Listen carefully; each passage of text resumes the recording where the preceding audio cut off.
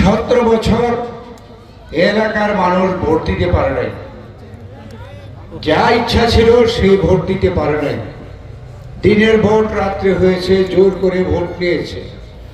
এইবার আমরা আশা করছি যে জনগণ, আমাদের মা বোনেরা নিজেরা স্বেচ্ছায় স্বাধীনভাবে যাকে ভোট দিতে চাইবেন তাকে ভোট দিতে পারবেন, এবং এই প্রত্যাশা নিয়েই আমরা নির্বাচনে অংশগ্রহণ করছি।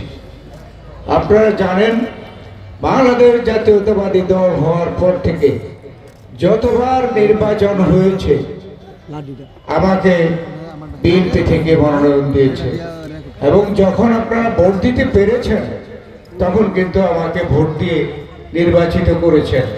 আমি 4 বার নির্বাচিত হয়েছি আপনাদের দ্বারা, 3 বার মন্ত্রী, আমি মন্ত্রী হয়েছি 3 বার। এখন শেষ বয়সে আমি কিন্তু চাইনি যে নির্বাচনটা করি।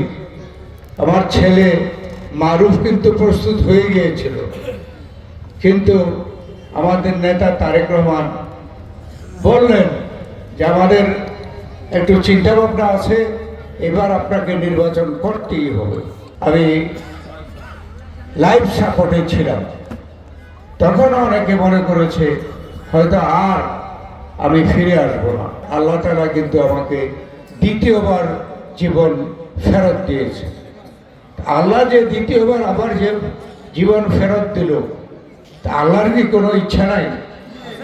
আমি বিশ্বাস করি যে আমার দ্বারা কোনো ভালো কাজ করার জন্য আল্লাহ তাআলা আমাকে জীবন ফেরত দিয়েছে। 12 তারিখে যেই মার্কা, উন্নয়নের মার্কা, অগ্রগতির মার্কা, এই দাউদকান্দিতে অভূতপূর্ণ উন্নয়নের জন্য ডক্টর খন্দকার মোশাররফ হোসেনের কোনো বিকল্প নাই।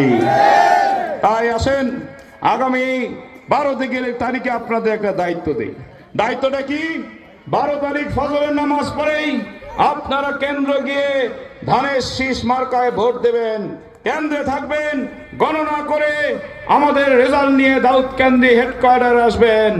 একদিন যদি আমাদের ভোট দিয়ে নির্বাচিত করেন, নয়ার বিদেশ্বর সহ দাউদকান্দি মেঘনার উন্নয়ন, অগ্রগতি এবং আইন শৃঙ্খলা, আপনাদের নিরাপত্তা আমরা 5 বছরের জন্য দায়িত্ব নেব।